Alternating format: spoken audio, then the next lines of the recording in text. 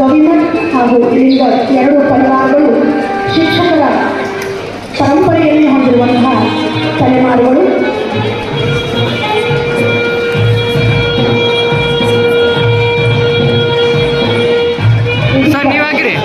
ಕೊಟ್ರಯ್ಯ ಗವಿಮಠ್, ಪಂಪಾವತಿ ಗವಿಮಠ್ ಹಾಗೂ ಹಳಿಬಸಯ್ಯ ಲಿಂಗರ್ ಹಾಗೂ ಗುರುಸಿದ್ದಮ್ಮ ಲಿಂಗರ್ ಅವರ ಭಾವಚಿತ್ರಗಳಿಗೆ ಪುಷ್ಪವನ್ನು ಸಮರ್ಪಿಸುವುದರ ಮೂಲಕ ಕಾರ್ಯಕ್ರಮಕ್ಕೆ ವಿದ್ಯುಕ್ತವಾಗಿ ಚಾಲನೆಯನ್ನು ನೀಡಲಾಗುತ್ತದೆ.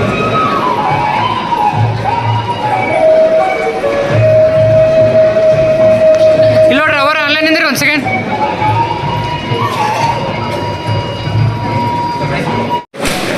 ಲೋಕದಂತೆ ಇವರು, ಲೋಕದಂತೆ ಹೊರಮುಡಿ,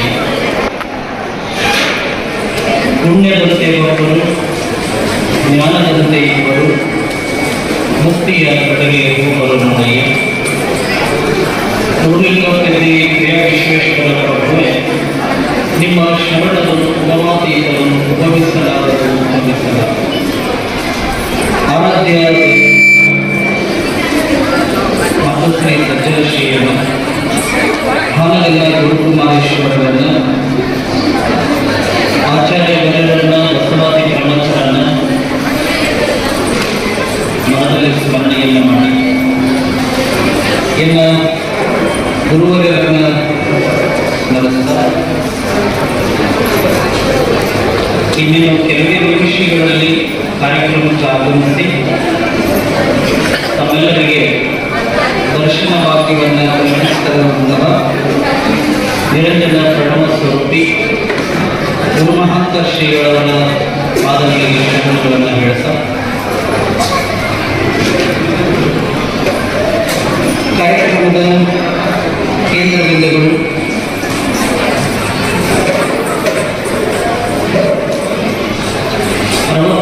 ಸಂಭ್ರಮದಲ್ಲಿರುವಂತಹ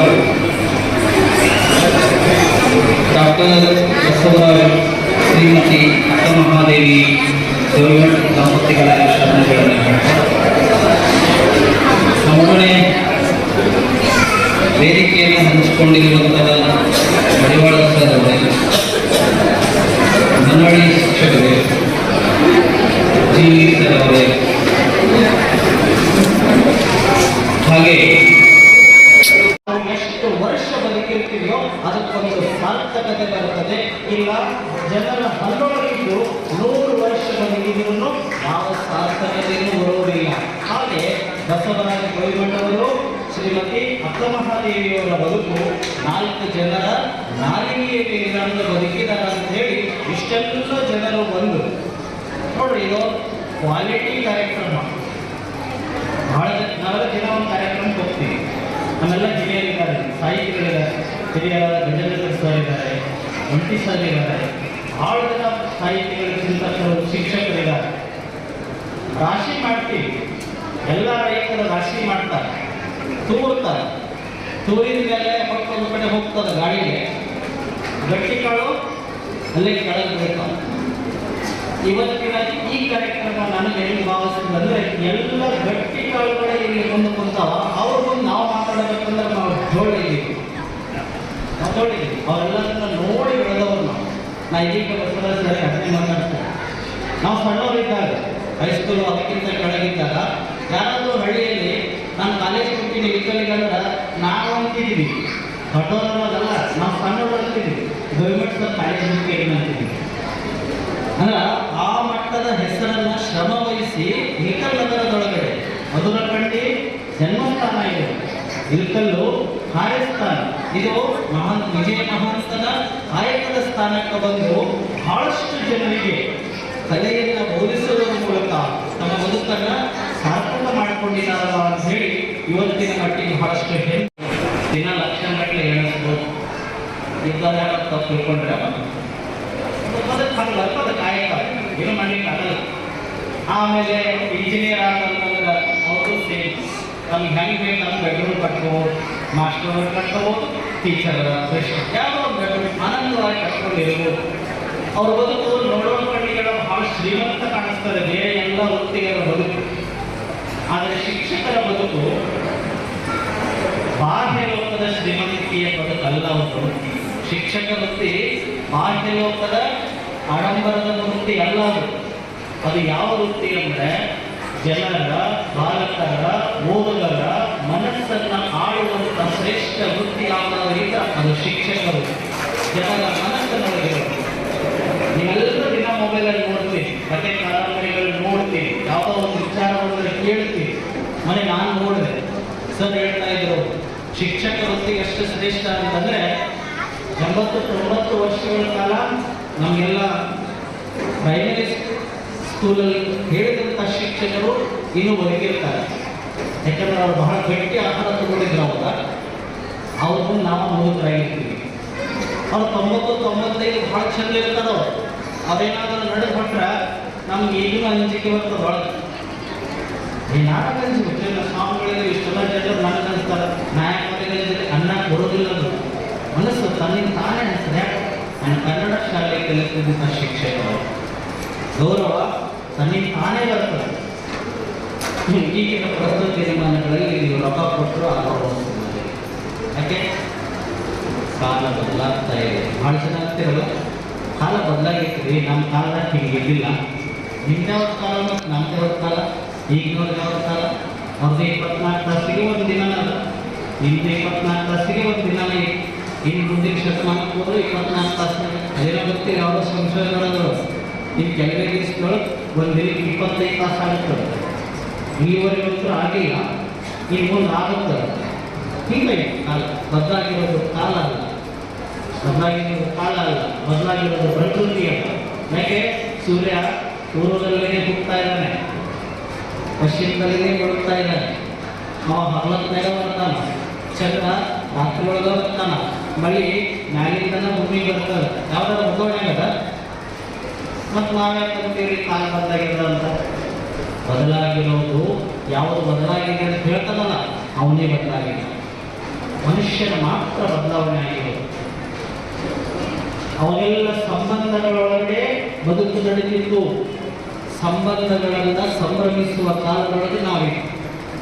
ಈಗ ಸಂಬಂಧಗಳನ್ನು ಕಟ್ಟು ಮಾಡಿ ಮನೆಯ ಗಂಡ ಹೆಂಡತಿ ಇಬ್ಬರನ್ನ ಕಟ್ಟ ಕುಂದಿರುವಂಥ ಕಾಲಗಳು ನಾವೇ. ನೀವೆಲ್ಲ ಮನೆ ಒಂದು ಕಾರ್ಯಕ್ರಮದ ಮಾತಾಡಿದೆ. ಮೊದಲೆಲ್ಲ ಮದುವೆಗಳು ಸರ್ 7 ದಿವಸ 15 ದಿವಸ ಆಗ್ತಿದ್ವು. 7 15 ದಿವಸ ತನಕ ಮದುವೆ ಆಗ್ತಿದ್ವು. ಈಗಲೂ ಪಿಕ್ಚರ್ ಒಂದು ತಿಂಗಳು ಬರ್ತಿದ್ರ. ಈಗ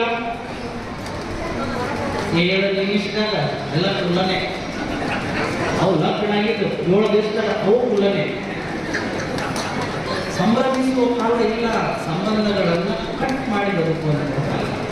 7 ನಿಮಿಷ ಫೋನ್ ಮಾಡ್ತೀವಿ, ಎಲ್ಲೇ ಬಸ್ಕನಿಗೆಲ್ಲ ಗಂಡ ಹೆಣ್ಣು ವೇದಿಕೆ ಮೇಲೆ ಬಂದಾಗ ಇನ್ನೊಂದು ಮೇಕಪ್ ಮಾಡ್ಕೊಳ್ತಾರೆ. ಯಾವಾಗ ಬರ್ತಾ ಅವ್ರು ಬಂದ ತಕ್ಷಣ ಹೇಳಿ. ಅಲ್ಲಿ ತನಕ ಯಾರು ಇರೋದಿಲ್ಲ, ಅವ್ರು ವೇದಿಕೆ ಬಂದಿರಲಿಲ್ಲ, ಇದ್ರಾಗ ಜಾಗ ಎಷ್ಟೊತ್ತನ ಒಂದು ಅರ್ಧ ತಾಸು. ಮತ್ತೆ ಅವು 2 ಇರ್ತಾವೆ ಫೋಟೋ ತಗೊಂಡು, ಮತ್ತೆ 2 ಇರ್ತಾವೆ.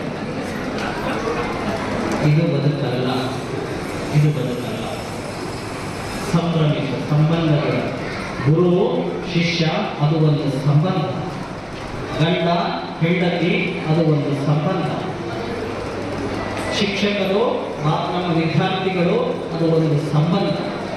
ಈ ಸಂಬಂಧದ ಎಡೆ 60 ವರ್ಷಗಳ ಕಾಲ ಕಷ್ಟಪಟ್ಟಿದ್ದೀವಿ ಅಂತ ಹೇಳಿ ಇಷ್ಟು ಜನರು ಬಂದು ಅವರಿಗೆ ಹರಿಸ್ತಾ ಇದ್ದಾರೆ. ನಾವು ಹರಿಸ್ತೀವಿ. ಈ 60 100 ಈ 60 100 ಶತಮಾನೋತ್ಸವ ಪೂರೈಸಿ ಅವರಿಬ್ಬರು ಆರೋಗ್ಯವಾಗಿರಲಿ ಅಂತ ಅವ್ರ ಜೊತೆಗೆ ನಾವು ಹೇಳ್ತೀವಿ. ನಾವು ಬಂದು ಮಾತಾಡೋದು ಬೇಕಲ್ಲ, ಬರೀ ನೀವೇ ನಾವು ಬೇಕು. ಹಾಗಾಗಿ ಈ ಥರದ ಒಂದು ಖುಷಿಯ ಸಮಾರಂಭಗಳು, ಯಾಕಂದ್ರೆ ಶ್ರೇಷ್ಠವಾಗಿರುವಂಥದ್ದು ಗುರು ಶಿಷ್ಯರ ಸಂಬಂಧ ಅಂತಂದರೆ ಬಹಳ ಶ್ರೇಷ್ಠ. ಅದಕ್ಕೆ ವರ್ಣಿಸಲಿಕ್ಕೆ, ಹೇಳಲಿಕ್ಕೆ ಅಕ್ಷರಗಳು, ಪದಗಳು ಸಾಲೋದಿಲ್ಲ. ಹೆಸರು ಒಂದು ಗೌರವಿತವಾಗಿರುವಂತಹ ಹುದ್ದೆಯೊಳಗೆ ನೀವಿಬ್ಬರು ಕಾಲವನ್ನು ಕಳೆದಿದ್ದೀವಿ. ಎಷ್ಟು ಮಟ್ಟಿಗೆ ಗುರುಗಳಲ್ಲಿ ಅಥವಾ ಶಿಕ್ಷಕರಲ್ಲಿ ಶಕ್ತಿ ಇರ್ತದೆ ಅಂತಂದರೆ ಇವೆಲ್ಲ ದಿನನಿತ್ಯ ಪಾಠ ಮಾಡ್ತೀವಿ, ಸಂತಲ್ಲಿ ಹೇಳಿ ಮುಗಿಸ್ಬಿಡ್ತೀವಿ. ಈಗ ಶಾಲಾ ಪದ್ಧತಿ. ಅವಾಗ ಗುರುಗಳು ಒಂದು 10-15 ಜನ ಶಿಷ್ಯರಿಗೆ ಪಾಠ ಮಾಡ್ಕೊಂತ ಒಂದು ಆಶ್ರಮದೊಳಗೆ ಬದುಕನ್ನು ಸಾಗಿಸ್ತಾ ಇದ್ದಾರೆ. ಕಳೆದ ಒಂದು 5 ವರ್ಷ 10 ವರ್ಷ ಕಳಿತು ಎಲ್ಲ ವಿದ್ಯೆಗಳನ್ನು ಗುರುಗಳು ಬಹಳ ಅಚ್ಚುಕಟ್ಟಾಗಿ ಶಿಷ್ಯನಿಗೆ ಹೇಳ್ತಾ ಇದ್ದಾರೆ. ಏನೋ ಕಾಲಮಾನ ಬರಗಾಲ ಬಂತು, ಆಶ್ರಮದ ಆರ್ಥಿಕ ವ್ಯವಸ್ಥೆ ಸರಿ ಇರಲಿಲ್ಲ, ಗುರುಗಳಿಗೆ ಗುರುಕುಲ ನಡೆಸುವ ಶಕ್ತಿ ಆಗಲಿಲ್ಲ. ಅವಾಗ ಎಲ್ಲ 15 ಜನ ಶಿಷ್ಯರನ್ನ ಕರೆದು ಹೇಳ್ತಾರೆ, ಶಿಷ್ಯರೇ, ಇಲ್ಲಿವರೆಗೆ ನನ್ನ ಹತ್ರ ಶಕ್ತಿ ಇತ್ತಪ್ಪ, ನಿಮಗೆಲ್ಲ ಅನ್ನ ವಿದ್ಯೆ ವಸ್ತ್ರಗಳನ್ನು ಕೊಟ್ಟು ನಾನು ಇಟ್ಕೊಂಡಿದ್ದೆ. ಈಗ ಬರಗಾಲ ಬಂದದ, ನಮ್ಮ ಆದಾಯ ಕಡಿಮೆದ, ಆಶ್ರಮ ಕಷ್ಟದಲ್ಲಿದೆ, ಹಾಗಾಗಿ ನನ್ನ ಆಶ್ರಮವನ್ನು ನಡೆಸಲಿಕ್ಕೆ ಆಗ್ತಾ ಇಲ್ಲ. ಇಲ್ಲಿವರೆಗೆ ನಾನು ಏನು ವಿದ್ಯೆ ಹೇಳಿಕೊಟ್ಟಿದ್ದೀನಿ ಅದನ್ನು ಬಳಸ್ಕೊಂಡು ನೀವು ಎಲ್ಲಾದರೂ ಸುಖದಲ್ಲಿ ಹೋಗಿ ಬದುಕ್ತೀರಿ ಅಂತ ಹೇಳಿ. ಜೊತೆಗೆ ಏನಂದ್ರು, ನಮ್ಮ ಆಶ್ರಮದೊಳಗೆ ನೀವು ಹೋಗ್ಬೇಕಾದ್ರೆ ಏನೇನು ನಿಮಗೆ ಬೇಕಾದ ವಸ್ತುಗಳಿಗೆ ತಗೊಂಡು ಹೋಗ್ರಿ ಅಂತ. ಯಾಕಂದ್ರೆ ನಾನು ಒಂದು ಕಡೆ ಹೋಗಿದ್ದೀನಿ, ನೀವು ಎಲ್ಲರೂ ಒಂದು ಕಡೆ ಹೋಗ್ರಿ ಅಂತ. ನಮ್ಮ 15 ಜನ ವಿದ್ಯಾರ್ಥಿಗಳಲ್ಲಿ ಈಗೆಲ್ಲ ನೀವೆಲ್ಲ ಪಾಠ ಮಾಡಬೇಕಾದ್ರೆ 30 ಜನ 60 ಜನ ಇರ್ತಾರಲ್ಲ, ಎಲ್ಲರೂ ಒಂದಂತರ ಇರೋದಿಲ್ಲ, ಎಲ್ಲರೂ 90+ ಇರೋದಿಲ್ಲ, ಅಲ್ಲ 35+ ಭಾಳ ಮಂದಿ ಇರ್ತಾವ. ಜನ ನಾವು ಮಾತಾಡೋದಿಲ್ಲ, ಜನ 90+ ಏನಂತೀವಿ, 90 ಮೇಲೆ ತಗೋಬೇಕು, ಅವ 90 ತಗೊಳಕ್ಕೆ ಮುಂದೆ ಶುರು ಮಾಡ್ತಾನೆ. ಗೊತ್ತಾಗತ್ತಲ್ಲ? ಹಾಂ, ನಿಮಗೆ ತಗೋದಲ್ಲ, ನಿಮ್ಗೆ ಗೊತ್ತಾಗಲ್ಲ, ಗೊತ್ತಾಗ ನಗ್ತಾದವ. ಅವ 90 ತಗೊಳಕ್ಕೆ ಕಡಿಮೆ ಮಾಡ್ತಾನೆ ಮುಂದೆ. ಯಾಕೆ ನೀವೇ ಹೇಳಿ ಹೊಡೆಯುವ 90 ತಗೋ ಅಂತ, ಅವ ಮುಂದೆ 90 ಹೇಳಿರೋದು ಏನಿಲ್ಲ ಅಲ್ಲಿ ಈ ಲಾಸ್ಟಿಗಿದೆ, ಅದಕ್ಕೆ ಬರ್ತೀನಿ ಅಲ್ಲಿ ಅವ್ವ ಅಪ್ಪ ಅಂತ ಇದೆ ಅಲ್ಲಿ ಲಾಸ್ಟಲ್ಲಿ ಅಲ್ವಾ, ಕಾರ್ಯಕ್ರಮದ ಎಲ್ಲಿದೆ ಅವ್ವ ಅಪ್ಪ ಅಂತ ಇದೆ ಅಲ್ವಾ. ಹಾಂ, ಹಾಗೆ ಆ ಶಿಷ್ಯರೊಳಗಡೆ ಎಲ್ಲರೂ ಒಂದೊಂದರ ಇರೋದಿಲ್ಲ. ಅದರೊಳಗೆ ಒಬ್ಬ ಪಾಪ ಎಂಥ ರೀತಿ ಇದ್ದ, ಗುರುಗಳು ಏನು ಮನೆ ಹೇಳಿದ ಕೆಲಸ ಮಾಡ್ತಿದ್ದ, ಪಾಠ ಕೇಳ್ತಿದ್ದ, ಆಶ್ರಮ ಸ್ವಚ್ಛ ಮಾಡ್ತಿದ್ದ, ಗುರುಗಳ ವಸ್ತ್ರವನ್ನು ತೊಳೆದು ಕೊಡ್ತಿದ್ದ, ಅಡಿಗೆ ಮಾಡೋದಕ್ಕೆ ಸಹಾಯ ಮಾಡ್ತಿದ್ದ. ಆದ್ರೆ ಅವನು ಒಬ್ಬ ಶಿಷ್ಯನೇ. ಎಲ್ಲರೂ ಹೋದ್ರು, ಅವ ಬಂದು ಗುರುಗಳ ಮುಂದೆ ಕುಂತ. ಯಾಕಪ್ಪ ನೀ ಕುಂತಲ್ಲ, ನೀನು ಮಾಡಂದ್ರು, ನೀನು ಹೊರಟೀನಿ, ಏನಾರ ಬೇಕಾಗಿ ತಗೊಂಡು ಹೋಗು. ಅಷ್ಟೊತ್ತಿಗೆ ಎಲ್ಲ ಬೆಲೆ ಮಾಡೋದು ತಗೊಂಡು ಹೋಗ್ಬಿಟ್ಟಿದ್ರು ಎಲ್ಲರೂ. ಆಶ್ರಮದೊಳಗೆ ಏನೂ ಇದ್ದಿದ್ದಿಲ್ಲ. ಅವಾಗ ನಾನು ಏನು ಮಾಡಿದ್ರೆ ಏನೂ ಇಲ್ಲ ಅನ್ನೋ. ಗುರುಗಳು ಆ ಕಡೆ ಈ ಕಡೆ ನೋಡ್ತಾರೆ, ಏನಿದ್ದಿಲ್ಲ. ಆಶ್ರಮದೊಳಗೆ ಒಂದು ಕತ್ತೆ ಇದ್ದು ಒಂದು ಗುರುಗಳು ಅಂದರು, ಈಗ ಈ ಕತ್ತಿ ತಗೊಂಡು ಹೋಗಪ್ಪ, ಎಲ್ಲರ ಬದುಕು ಹೋಗ್ಬೋದು, ತಗೊಂಡು ಹೋಗ್ಬೋದ. ಗುರುಗಳು ಒಂದು ಕಡೆ ಹೋದ್ರು, ಬಂದ ಒಂದು ದೂರ ಪ್ರದೇಶಕ್ಕೆ ನಿಧಾನವಾಗಿ ನಡ್ಕೊಂಡು ಭಾಳ ದೂರ ಬಂದ, ಬೇರೆ ರಾಜ್ಯಕ್ಕೆ ಬಂದ. ಹೊಟ್ಟೆ ಸಿಕ್ಕು, ಸತ್ತಿಗೊಂದಿಷ್ಟು ಏನಾರು ಹಾಕ್ತಿದ್ದ, ತಾವೊಂದಿಷ್ಟು ಏನಾರು ಸಿಗ್ತಿದ್ದ. ಅದೇನು ಮಾಡೋದು, 2-3 ದಿನಗಳೊಳಗೆ ಹತ್ತಿ ಸತ್ತು ಹೋದ. ಹತ್ತಿ ಸಾಯ್ತಿಂತ ಗುರುಗಳು ಕೊನೆಯದಾಗಿ ನನಗೆ ಆಶೀರ್ವಾದ ಮಾಡಿ ಒಂದಿತ್ತು ಹತ್ತಿ, ಅದು ನನ್ಗೆ ಬಿಟ್ಟು ಹೋಯ್ತಲ್ಲ, ಈ ಗುರುಗಳ ಆಶೀರ್ವಾದ ನನ್ನಿಂದ ದೂರ ಆಗ್ತಲ್ಲ ಅಂತ ಭಾಳ ನೋವುಪಟ್ಟ. ಗುರುಗಳ ಆಶೀರ್ವಾದ ಮಾಡಿದ ಕತ್ತಿ ಅಂತ ಹೇಳಿ ಅದಕ್ಕೆ ಅಂತ್ಯ ಸಂಸ್ಕಾರ ಮಾಡಬೇಕು ಅಂತ ಎಲ್ಲ ತೆಗೆದು ನಮ್ಮೊಳಗೆ ಅದನ್ನ ಮಣ್ಣು ಮುಚ್ಚಿ ಅದಕ್ಕೊಂದಿಷ್ಟು ಗದ್ದುಗೆ ಆಕಾರ ಮಾಡ್ದ. ಗದ್ದುಗೆ ಆಕಾರ ಮಾಡಿ ಏನು ಮಾಡ್ತಾನೆ,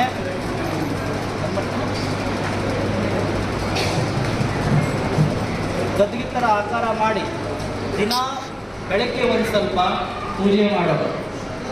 ಅಲ್ಲೇ ಇರುವಂಥ ಕಾಡಲ್ಲಿರುವಂಥ ಒಂದಿಷ್ಟು ಹೂವು ಪತ್ರಿ ಏರಿಸ್ತಿದ್ದ, ಮತ್ತೆ ಸಾಯಂಕಾಲ ಒಂದ್ಸತಿ ಪೂಜೆ ಮಾಡ್ತಿದ್ದ. ಇದು ನಡೀತು ಹೀಗೆ. ಅಲ್ಲಿ ಸುತ್ತ ಇರೋ ಹಳ್ಳಿಗರೆಲ್ಲ ನೋಡ್ತಾ ಹೋದ್ರು. ಈಗ ವ್ಯವಸ್ಥೆ ಸೇನ ಮಾಡ್ತಾನಂತ ಅಲ್ಲ, ಜನರು ಈ ಕಾವಿಗೆ ಬೆಲೆ ಕೊಡೋದ ಹಂಗೆ. ಇದು ಹಾಕೊಂಡ್ವಿ ಅಂದ್ರೆ ಜನರು ನಮ್ಮ ಮನಸ್ಸಿನಲ್ಲಿ ಇಡೋದು ಬೇರೆ ಸ್ಥಾನಗಳು.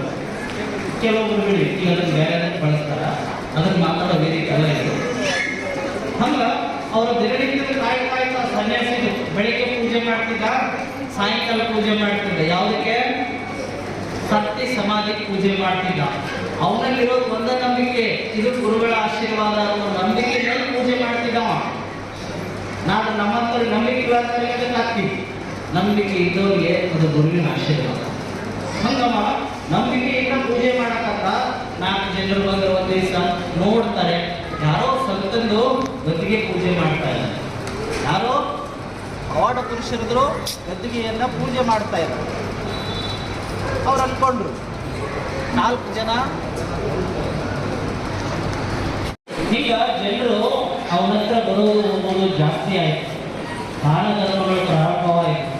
ಏನೂ ಇಲ್ಲದೆ ಇರುವಂತಹ ಸ್ಥಳಗಳ ಕಡೆ ಬೃಹದಾಕಾರದ ಆಶ್ರಮ ರೆಡಿಯಾಯಿತು, ಪೂಜೆಗಳು ನಡೀತು, ಭಜನೆಗಳು ನಡೀತು, ದಾಸೋಹಗಳು ಪ್ರಾರಂಭ ಆಯಿತು. ಬಹಳ ಜೋರದಾರಿ ನಡೆಯಿತು ಆಶ್ರಮ.